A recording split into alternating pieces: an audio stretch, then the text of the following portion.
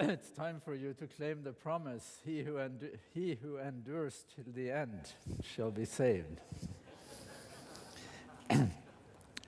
Now, in the year 175 AD, in the Christian era, about the year 175, some say it was in the year 177, a book hit the bookstores in the Roman world. The book was called On the True Doctrine, and it is quite a remarkable book because one of the most remarkable things about the book is that it was written at all.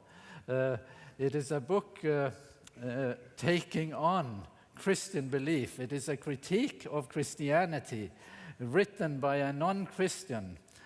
We don't know much about that person. We don't know where he lived. We don't know where the book was published, in which city, and there is a lot of unknowns about the person, but most of what he wrote in his book has been preserved.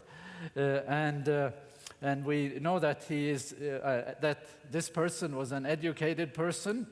He was a person in the tradition of the philosopher Plato, and he is most scholars agree that he is remarkably well informed about Christian belief, what Christians actually teach. The name of the person who wrote this book was Celsus, and he takes on Christianity and critiques the Christian doctrine in a number of ways. There is not one thing he really likes about Christianity. It is a very disparaging critique, but it is a critique that is informed about Christian belief, and that's its use. That's how it is useful to us. Now, the one doctrine that he likes the least, the one Christian teaching that he likes the least, is this one. He says about Christians that their utter stupidity can be illustrated in any number of ways, but especially with their misreading of the divine enigmas and their insistence that there exists a being opposed to God, whom they, the Christians, know by the name of devil. Let's see if we can get the whole thing. Whom they know by the name devil, that's and in Hebrew, Satanas, for they refer to one and the same being by various names. Now, this is what Celsus doesn't like. What he likes the least about Christianity is this notion that they have this being that is opposed to God, and they give him these various names. Celsus finds the existence of such a being completely incomprehensible, completely unbearable in many ways. And he will give us the reasons why he finds this so objectionable. Now, belief in Satan is not something that is entirely typical of our time either. It may be that there are more people in this country who will believe in the existence of such a person. In the 19th century, one of the leading German biblical critics or New Testament critics said that the belief in Satan is completely unacceptable, has become completely unfashionable, except among those who have shut out the light of the present age. And 100 years later, the German theologian Rudolf Bultmann says that we can no longer, he says this in 1942, we can no longer believe in spirits, whether good or evil. This is incompatible with the modern worldview. You cannot believe in such a being. Celsus' critique, writing as a non-Christian, is not that kind of critique. It's not that he couldn't see that there are supernatural beings that he can accept, but he cannot accept the notion of such a being as Satan on philosophical grounds, on theological grounds, you might say. And let's read on here what he says. They show how utterly concocted these ideas are when they go on to say that the highest God in heaven, desiring to do such and such, say, confer some great gift on man, cannot fulfill his purpose because he is opposed and thwarted. Let's see here if we can. He is thwarted by a God who is his opposite. Does this mean that the Son of God can be beaten by the devil? So what is it that concerns Celsus here? What is it that he finds objectionable about the Christian belief on this particular point? He sees that God has an opponent that somehow limits God. And he sees God, this picture of God that you get when God has allowed such an opponent, you might say, makes God look like a nobody. It makes God look like a pushover. It makes God look like a weakling. A true God, a God worthy of the name, should be a sovereign God. He should be the undisputed boss. He should be the one in charge. He should be the decider. He should be the one whose will is undisputed and who there is really no other competing power within sight. That is the objection that Celsus has to the Christian doctrine. Now, this tour here is called the Good News Tour. And there is a bit of a risky implied premise in this Good News Tour concept. The implied premise, maybe I'm reading it wrong, but the implied premise of a Good News Tour is that when you hear the good news, you will the good news, whatever we make that out to be, you will immediately say, that is really good news. Well, when Celsus hears the good news of the Christians, he says, that is really stupid news. That is really not good news. That is ridiculous news. That is really demeaning. That is really bad theology to come on the market with such a notion of God. It really doesn't fit at least Celsus' notion of good news.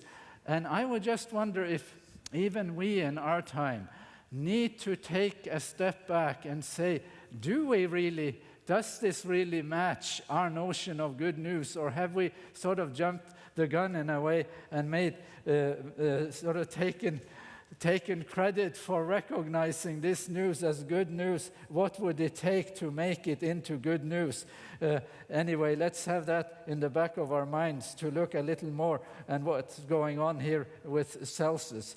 It is then not the existence of such beings that offends, that they could not theoretically exist. It is the theology that Celsus doesn't like. That Celsus makes room, or the Christians make room for a being that diminishes God, that challenges the notions of God's sovereignty. And here is what he says, it is blasphemy. It is blasphemy to say that when the greatest God indeed wishes to confer some benefit upon men, he has a power which is opposed to him, and so is unable to do it. There shouldn't be such a being. If God really wants to do something, let him do it, and there should be nothing to hold him back. The Christian notion, here again is Celsus, the Christian notion that the Son of God accepted the punishments inflicted upon him by a devil is merely ludicrous, especially if we are to think that this is to teach us to endure punishments quietly. In my view, the Son of God had a right to punish the devil. He certainly had no reason to threaten with punishment the men he came to save, the very ones who had suffered so much from the devil's abuse. So what he has here on philosophical grounds is an ungodlike God. And this strikes Celsus as an affront to reason and an affront to the evolution, to the development of the concept of God that he thinks is intellectually and spiritually meaningful. God should put the devil in his place by force. The Christian teaching puts logic on its head because the bad one is allowed to inflict suffering on the good. And the good and the strong, whether God or Jesus, they let the bad one get away with it. This doesn't make sense. It does not make sense. It ruins God's reputation. Who can respect a God like that? Who, in their right mind, would even want a God like that? Certainly not Celsus, and certainly not the, the intellectual community that he represents. It is mere impiousness, again, reading on in Celsus, therefore, to suggest that the things that were done to Jesus were done to God. Certain things are simply, as a matter of logic, impossible to God, namely, those things which violate the consistency of his nature. God cannot do less. God cannot do less than what it befits God to do, what it is God's nature to do. Even if the prophets, here he goes into Scripture, and he knows a lot about the Old Testament. He knows a lot about the stories about Jesus too.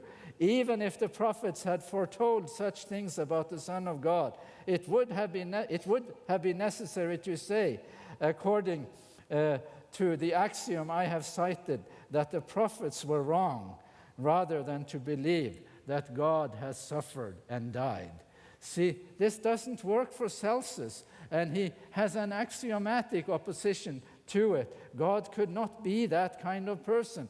God could not sort of leave God's self or himself diminished like that doctrine makes it, the way that doctrine makes it out. It is bad theology, and it isn't good news. That's Celsus's take on this. Now, this book by Celsus, this is not the whole book, by the way, and Celsus' book is lost. We don't have his book. It is not, nobody knows what happened to it. It's one of those losses, but we have much of his book preserved in this book, written by a Christian about 70 years after Celsus lived.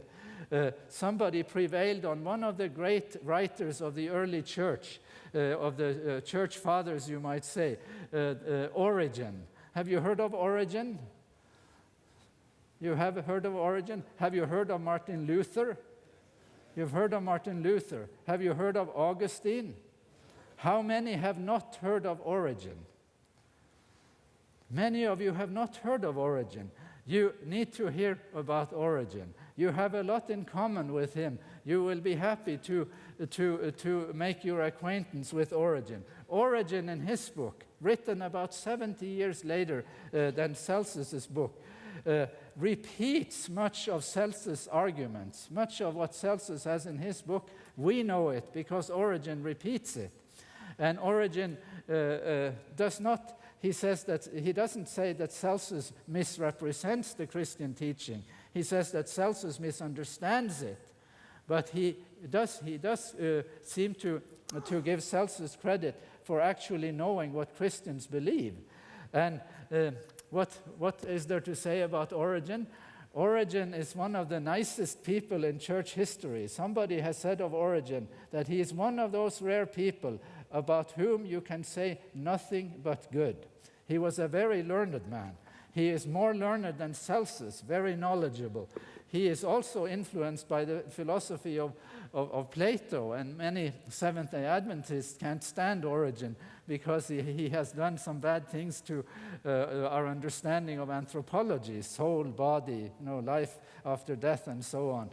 But Origen has a lot in common with certain things that have been dear to the Seventh-day Adventist witness, and that is why we ought to make our acquaintance with him. He is one of the most prolific writers in the history of the Christian church, perhaps one of the most prolific writers ever. He has written many books. Many of his books have also been lost.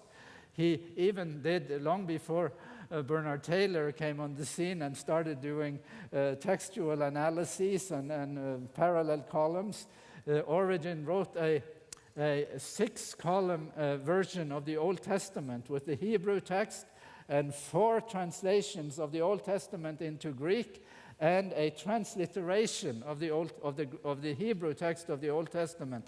This a monumental book, a huge book that you would have to have several wheelbarrows to cart around if you wanted to get the whole book, probably.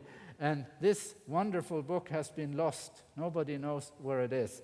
In Contra Celsum, against Celsus, in this book, Origen very systematically, very low-key, very, in some ways, respectfully, too, in a way that is completely devoid of rhetorical flair. It is all argument and not style or anything that characterizes this book.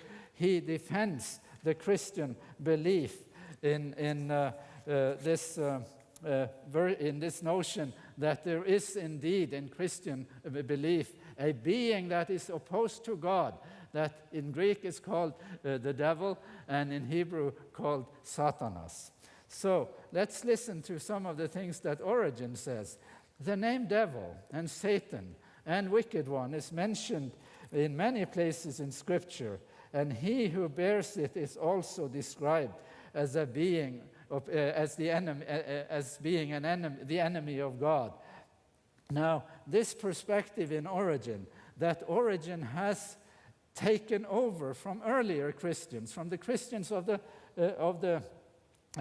he writes in the 3rd century, from the Christians in the 2nd century, and again from the Christians in the apostolic era, in the 1st century. This teaching is ubiquitous in Origen. It's all over the place. It pops up in many places where you really wouldn't expect it. Like here, he is commenting on a text here in Romans 6, 8 to 10, and Romans chapter 6 has really very little to say about Satan, or very little to say about the cosmic conflict. But Origen is a firm believer in the cosmic conflict story, in the Christian narrative. And he says here that he who was Lucifer and who arose in heaven, he who was without sin from the day of his birth, and who was among the cherubim, was able to fall with respect to the kindness of the Son of God before he could be bound by chains of love. Origen is not at all shaken by Celsus, the non-Christian critique of the cosmic conflict story. And Christians in the 3rd century, like Christians in the 2nd century, like believers in the 1st century, do seem to give prominence. That seems to be the framework within which they understand the story of Jesus and the story of the Bible, you might say. Origen defends the belief. He points to its source. He pursues its explanatory power, and he takes on Celsus for what he views as the flaws in Celsus' view of the reality of evil and what that could be. Now, I have written an article about this that was published a few years ago called Theodicy and the Theme of Cosmic Conflict in the Early Church. And I brought a few copies here. For those of you who might be interested, you can come up and get a copy, as many as I have brought along, where you can look in more detail in the arguments and the text and so on that Origen uses. Well, let's just look at his conclusion. If anyone, he says to Celsus, he writes to Celsus. Celsus has been dead for many years, but he talks to him as though he's still around. If anyone with the time to examine the Holy Scriptures were to collect texts from all the sources and were to give a coherent account of evil, Origen thinks that's possible to do in some ways. Both how it first came to exist and how it is being destroyed. He would see that the meaning of Moses and the prophets with regard to Satan has not even been dreamt of by Celsus or by any of the people. And here is the really important part. by any of the people who are dragged down by this wicked demon and are drawn away in their souls from God and the right conception of Him and from His Word. What's the key there? Origen has reviewed the text in the Old Testament before he gets to this point. But what's the key here? The key is what is it that this opposing power is doing in Origen's view or in Celsus' view? In Origen's answer, this wicked demon draws people away from God and the right conception of Him. What kind of person God is. That's what concerns Origen. So Origen's theology, then, is really picture of God theology. What is the right picture of God? That's what Origen is teaching. That is his concern. And then Origen catalogues some of the ingredients in what a picture of God theology does. For example, what is the most cherished doctrine for Celsus, for the pagan philosopher? What is it that he will prioritize as the highest and most important of doctrines? It's the doctrine of the sovereignty of God. And what is it that Origen will sort of put up as the Christian alternative to this very, one-sided emphasis on the sovereignty of God? Origen will say it is freedom. Freedom of will shall always remain in rational natures. And then he tells the story of Lucifer yet again. Now, freedom is a risky word. And I submitted an article to an Adventist publication recently, and they told me, well, you use freedom, freedom is big. It's a big word. So I said, well, let's limit it. What do I mean by freedom? I mean the absence of coercion. Only that. You can have much more. You can have a long talk about freedom that goes way beyond that, but at least that is what Origen means, that there is absence of coercion and that somehow the human will can sort of run its course and will not be stopped in its tracks arbitrarily by God. That the human will in some ways be able to manifest itself. That is kind of the Origenist take on that. So freedom is one ingredient. Let's look. Yes. And one of the other ingredients, and here Origen is quoting Celsus again, because Celsus says, well, there are pagan myths, but the Christian story is not like the pagan myths, because in the Christian story there is a demon who speaks. This person then that the Christians have is a man who is a sorcerer, and he proclaims opposing opinions. And I think this is pretty clever. It's pretty well represented. Celsus represents the Christian position quite nicely, that the demon, the Satan figure in the Christian teaching is indeed someone who proclaims an opposing opinion, and the opposing opinion is intended to create another picture of God, another idea about God. So now, can we illustrate this in a way that is meaningful, so halfway meaningful in an American context? You do savage politics in this country, and I think it is quite an amazing circus. I'm very interested in American politics, and the way politicians in America, in the U.S., can ruin another politician's reputation is really straight from the textbook of I won't mention his name, John McCain, who is running for president this year and who you might vote for, some of you, in a few weeks. He was running 8 years ago, and he did very well in the New Hampshire primary. He really beat the current occupant of the White House in a big way. And the primaries in year 2000 moved on to South Carolina.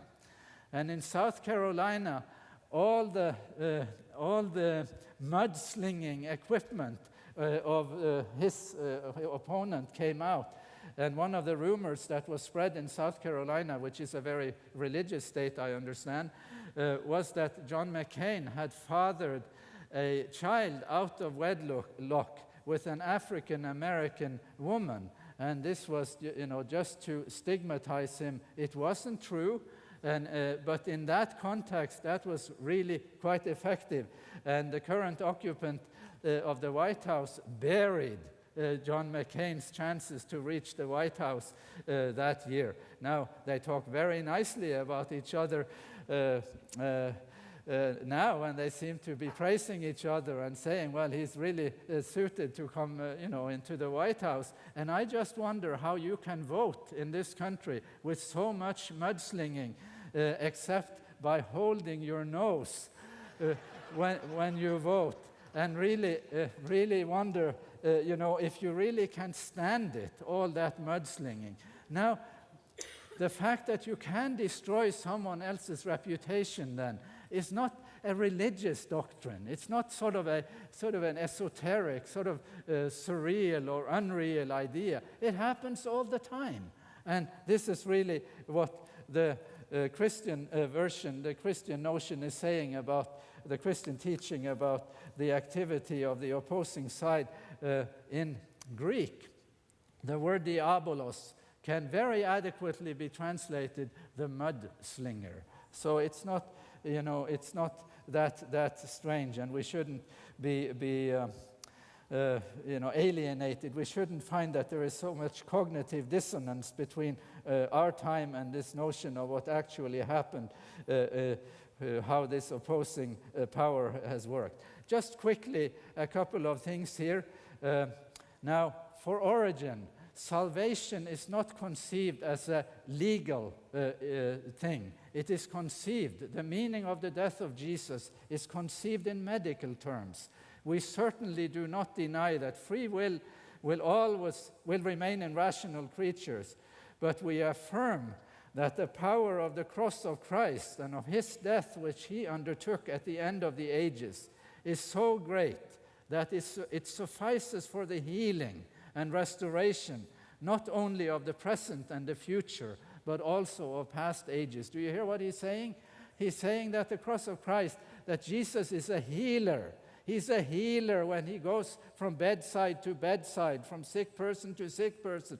But he is still a healer when he goes to the cross. That is also, there is a healing intent there, a reconciling, healing intent. And it also has a cosmic dimension. It is not just healing in a human sense. It's not just human beings who are in jeopardy. It is the whole universe. So the cross, the revelation of God in the cross of Jesus is also also has a cosmic dimension to it.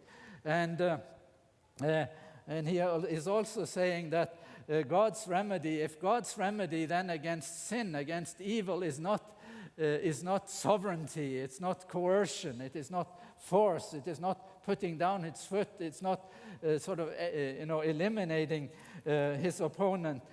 What is God's strategy? And Origen's answer will be that God's strategy is revelatory.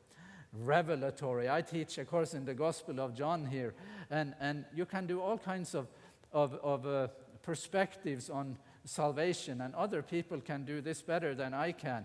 I just know one aspect that I would like to emphasize, and that it is very easy to emphasize when you teach the Gospel of John, and that is that in the Gospel of John, salvation is primarily revelation. And it is this way that Origen teaches that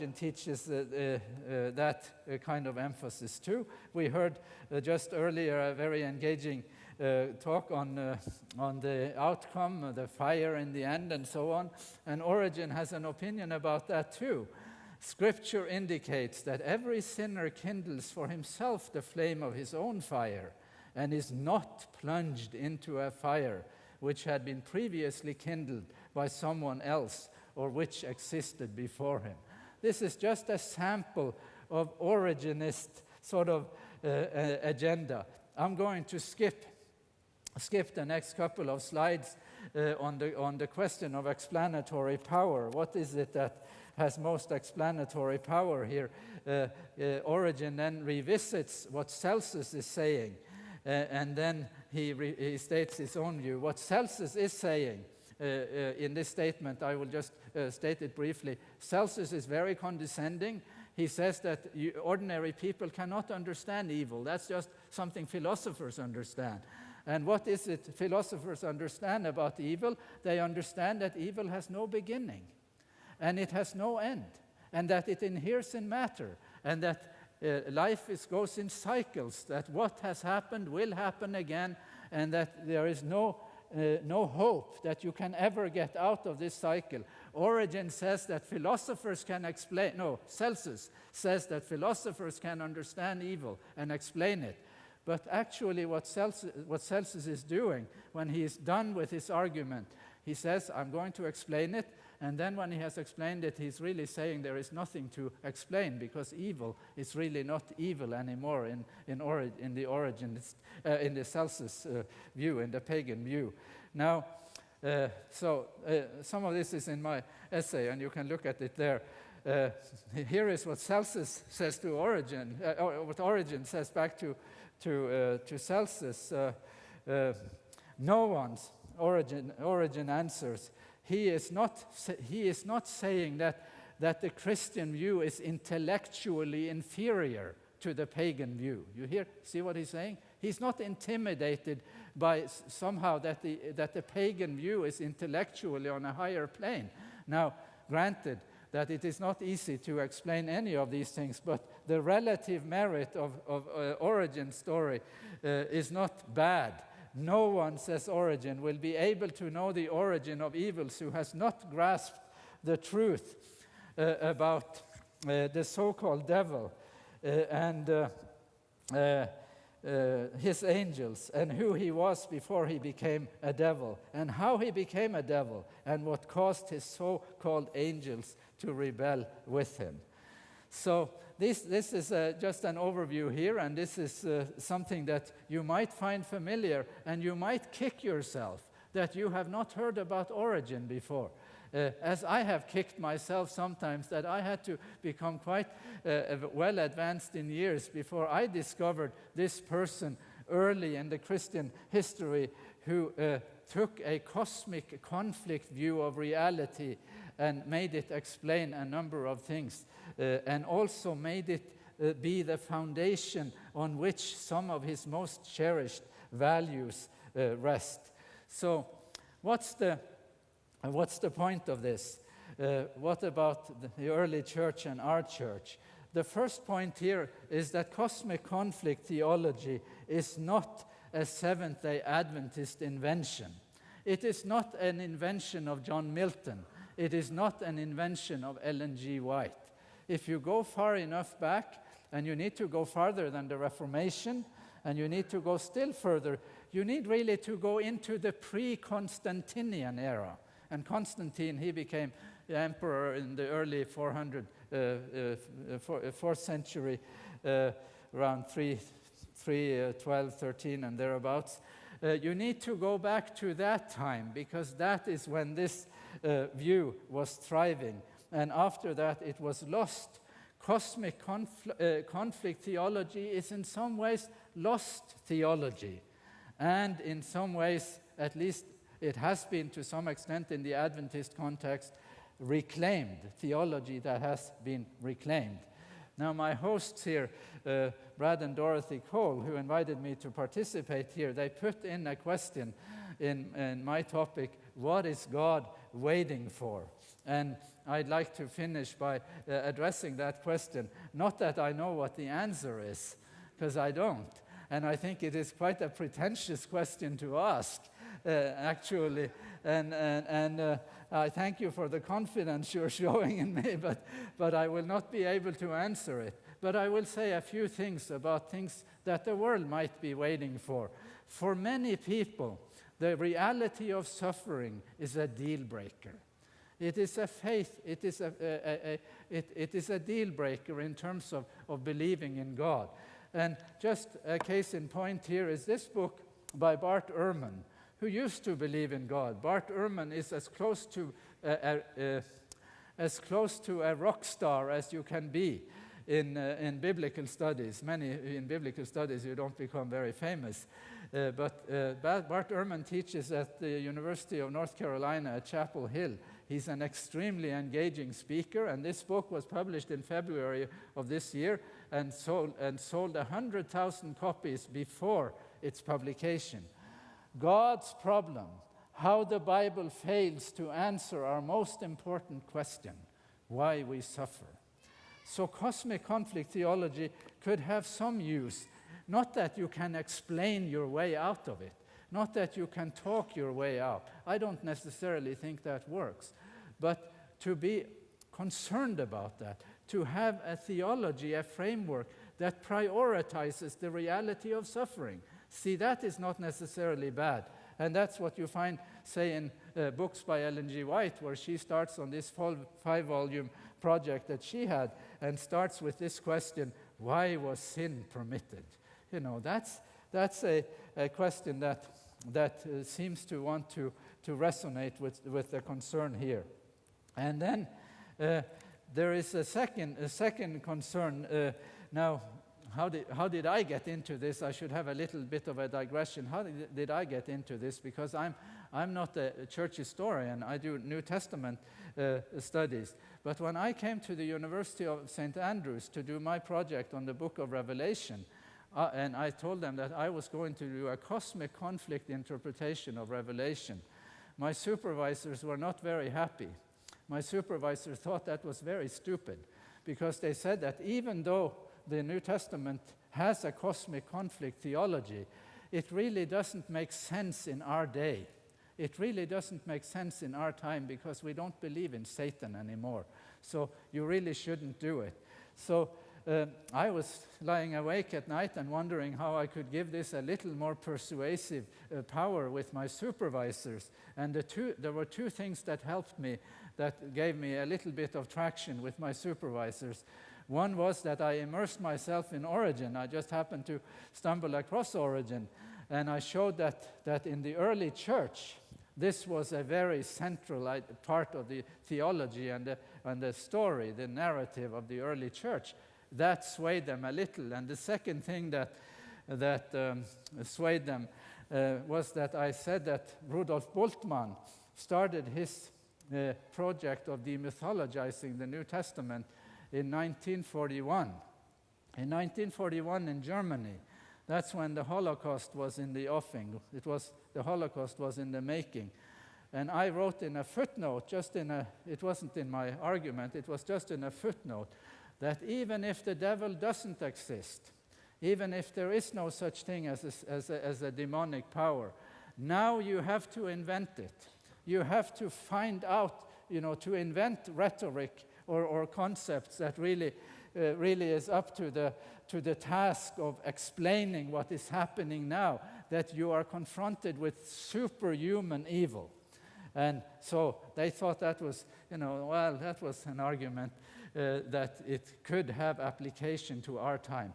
Of course, the Bible doesn't just say that the activity of the demonic is to do evil like that.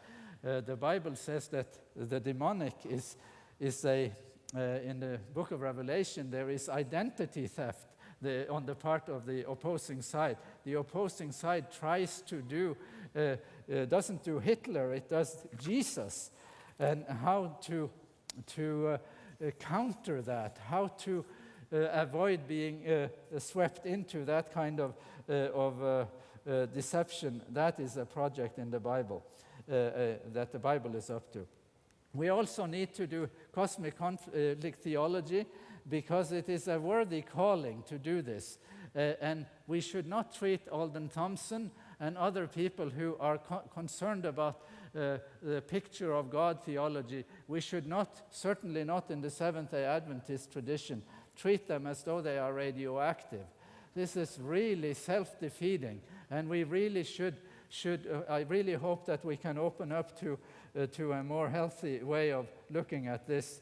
And we need to recognize the inadequacy of the theological tradition and maybe look further back to other things. In our panel discussion, we will have a chance to say a little bit more on whether this, how this fits into a good news type of message, and whether being concerned about this is a worthy calling, or even the worthiest calling. I know it is my calling.